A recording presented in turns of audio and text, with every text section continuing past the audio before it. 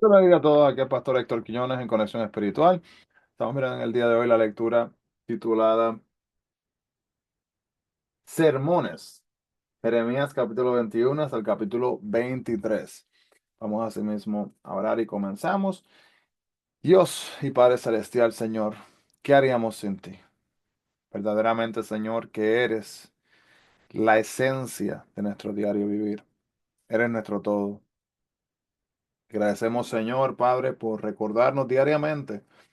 Mientras tu Espíritu Santo toca las puertas de nuestros corazones, Señor, lo que es tener un contacto contigo, tener una relación contigo, armonía, Señor, con el Espíritu Santo, armonía con tu persona. Pedimos, Padre Jehová, Señor, que nos ayudes a sí mismo a poder acercarnos más hacia ti y a crecer diariamente. Señor, te agradecemos, Padre, porque no hay otro como tú.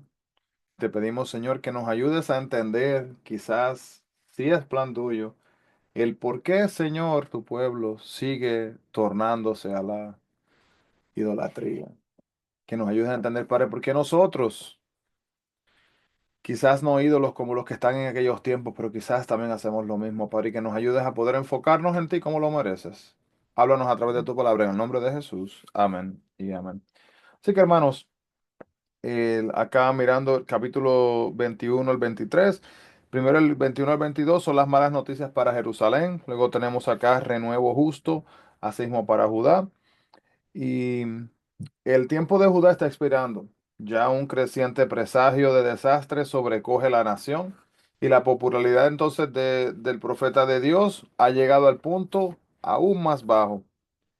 Pero ni aun eso, hermano, puede desistir a Jeremías de la tarea asignada a él.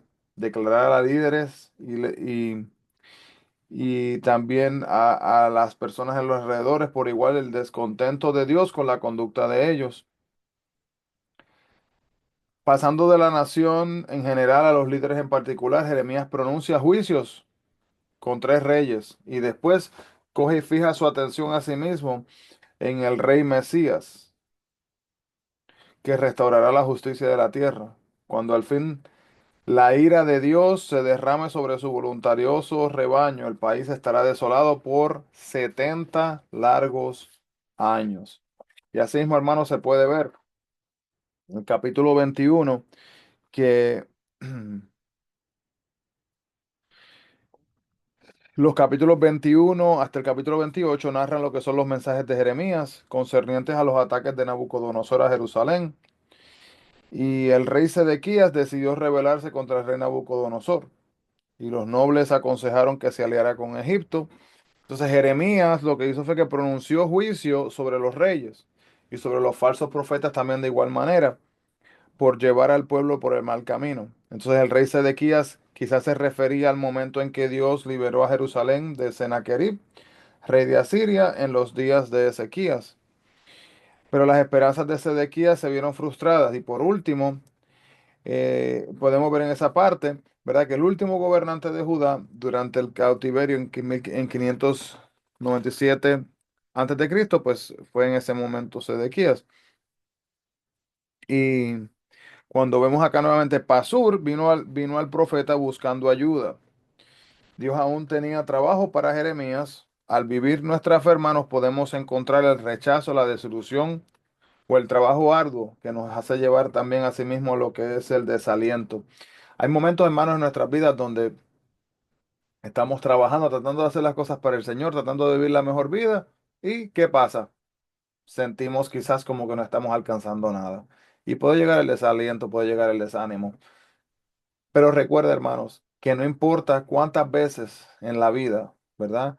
Surja la emoción o de lo que es el experimento, sentimiento del desánimo, del desaliento. Hermanos, Dios no se ha dado por vencido. Él está ahí y Él quiere trabajar con nosotros.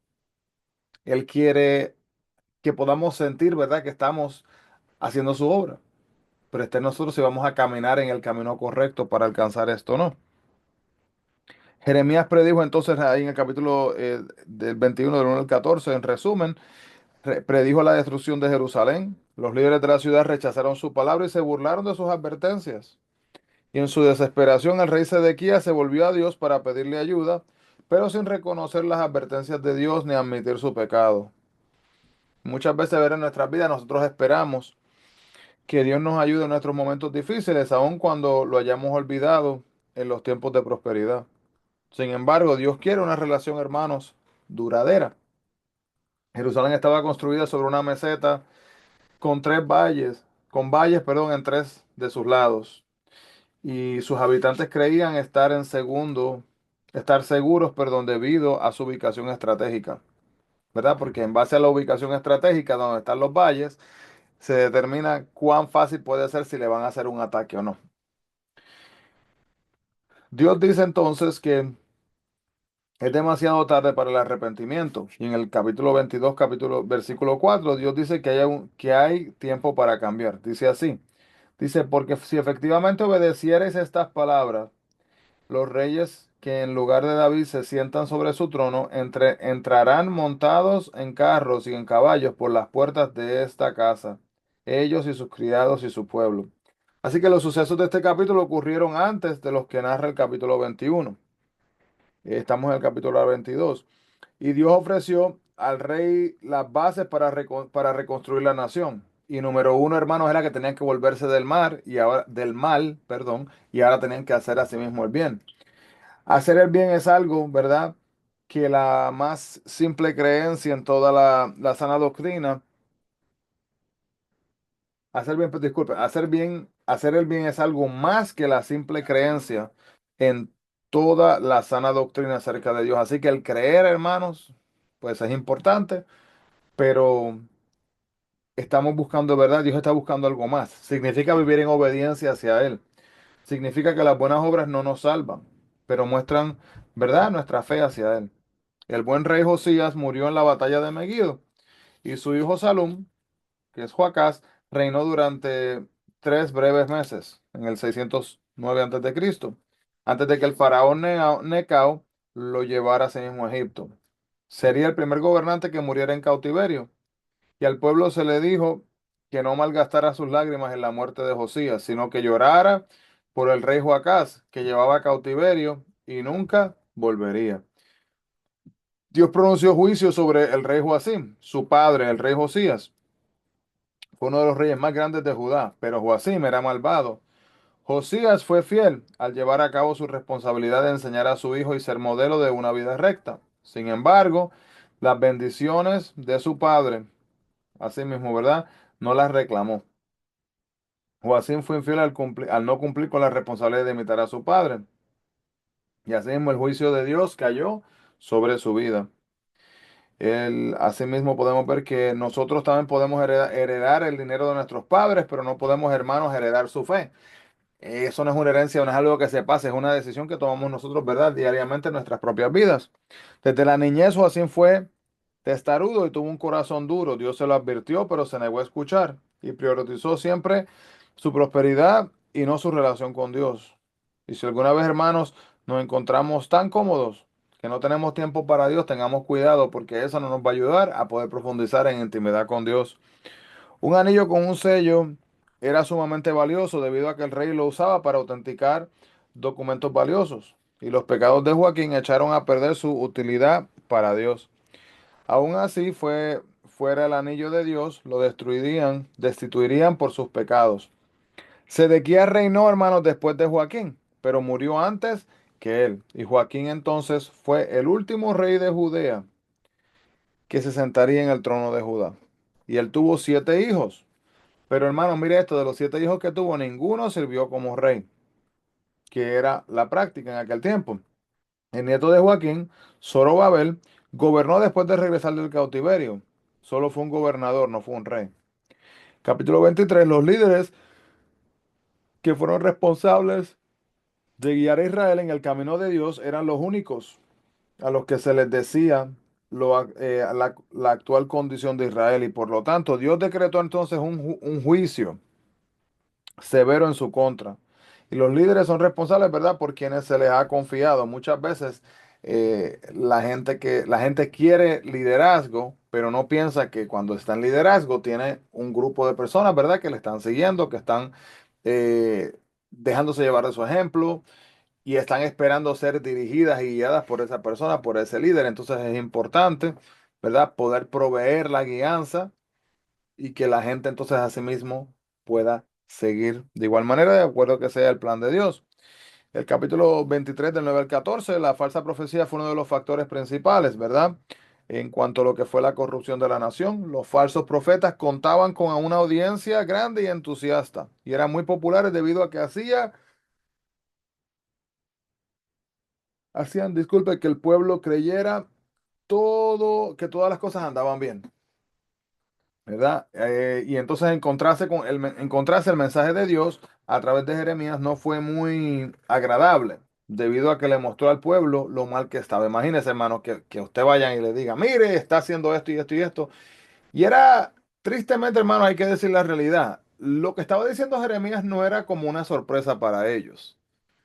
Es como esas veces en nuestras vidas, ¿verdad? Que tomamos las decisiones de vivir vidas que van en contra del plan y el propósito de Dios. Sabemos, hermanos, en nuestro interior, ¿verdad? Que no estamos haciendo lo correcto, activamente a veces viviendo en pecado y aún así continuamos. Así que en el capítulo 23 versículo 14 vamos a leerlo aquí rapidito, dice, y en los profetas de Jerusalén he visto torpezas, cometían adulterios y andaban en mentiras y fortalecían las manos de los malos para que ninguno se convirtiese de su maldad. Me fueron todos ellos como Sodoma y sus moradores como Gomorra. Así que imagínense, hermanos, estas fueron las ciudades pecadoras, ¿verdad? Que Dios había destruido, así mismo en el libro de Génesis, en Génesis 19, 23 y 24. Y en la Biblia, hermanos, se tipifica la degradación máxima, conducta pecaminosa y la rebelión, así mismo, contra Dios. Entonces, en los postreros días, dice, lo entenderéis cumplidamente. Significa que el pueblo vería la veracidad de la profecía cuando Jerusalén cayera. Los verdaderos y los falsos profetas, hermanos, son tan diferentes como lo que es la paja del trigo. La paja no sirve para la alimentación, mientras que el trigo nutre. Anunciar el evangelio es una gran responsabilidad, debido a que la forma de presentarlo y vivirlo alentará a la gente, ya sea a aceptarlo o asimismo a rechazarlo. El pueblo se burló de Jeremías al decir con sarcasmo, ¿cuál es la profecía de Jehová? El pueblo se burlaba de Jeremías y de Dios porque parecía que el profeta solo traía noticias tristes y condenatorias. Pero hermanos, ¿sabe lo triste? Que esas noticias que estaba compartiendo eran las noticias y el mensaje verdadero que tenía que compartir. Así que, ¿qué hacemos nosotros cuando nos dicen la verdad? Cuando vemos la palabra de Dios y nos damos cuenta verdaderamente, hermanos, caemos en cuenta, wow, estamos haciendo esto mal, no debemos de hacer esto, debemos de hacer esto diferente. Reconocemos, rechazamos o ignoramos. Señor, te adoramos y te damos gracias, Padre, por este momento de estudiar tu palabra. Gracias, Señor, por el recordatorio de que tenemos que darte, Señor, a sí mismo el tiempo, el entendimiento, el énfasis, Señor, y el enfoque que nos corresponde en nuestras vidas.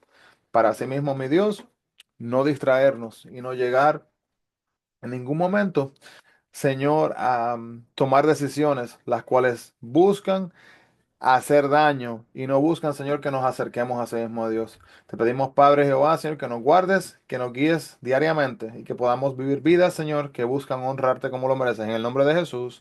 Amén y amén. Dios le bendiga grandemente, hermanos. Bendiciones a todos y no se olviden, busquemos la presencia del Señor. Bendiciones.